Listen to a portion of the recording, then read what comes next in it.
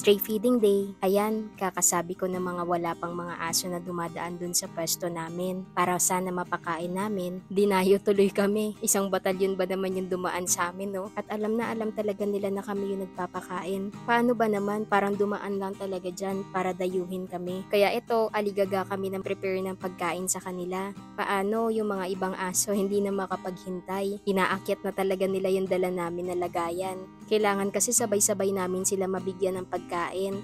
Kasi nga kapag isa lang muna ang binigyan mo, panigurado mag-aaway-away yan sila. At kailangan hiwa-hiwalay talaga yan sila ng plato kasi may mag-aagawan dyan. At para makasigurado din kami na lahat sila ay makakakain at mabubusog namin.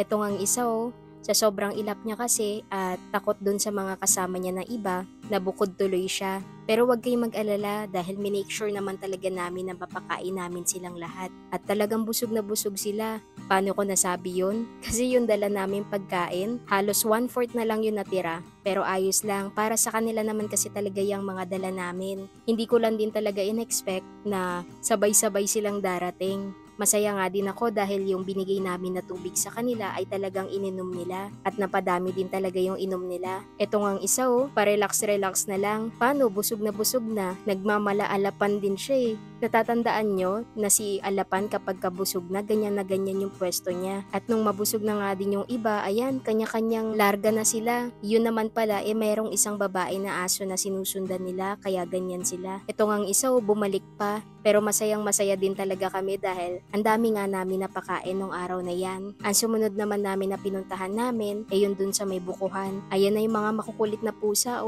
Marinig pa lang nila yung e-bike namin. Nako, kanya-kanyang ingay na yan sila. Iba talaga kapag napapakain mo sila, no? Sobrang loyal nila once na mapakain mo sila ng once or twice. Paano pa kaya yung lagi mo silang mapakain? Ito din isa hindi niya na alam yung gagawin niya. Paano tuwing nakikita nila kami, iba din talaga yung pagkasabik nila. Kasi bukod sa pinapakain namin yan sila, pagkatapos nilalaro talaga muna namin sila at binibelly rub. Kasi deserve din naman nila na bigyan ng atensyon at pagmamahal. Pagkatapos nga namin sila mapakain, itong isa nag-iinarte pa. Paano? Kaunti na lang din kasi talaga yung dala namin na kanin yan. Kaya more on wet food na yun na ibigay namin sa kanila. At nilinis niya na rin yung kulungan para nga maging presko at syempre para hindi rin siya langgamin dyan. At ang last naman namin na dinaanan doon sa may sea oil. Ayan nga kanya-kanyang tawag na kami sa kanila at hanap para nga sabay-sabay namin silang mapakain. Ito nga yung pusa doon na bagong saltalan din yan siya dyan. Dyan na rin kasi yan siya nanganak. At ito naman si Pogi galing doon sa may building. Paano? Nagsisiesta na siya. Bagong paligo lang din kasi yan siya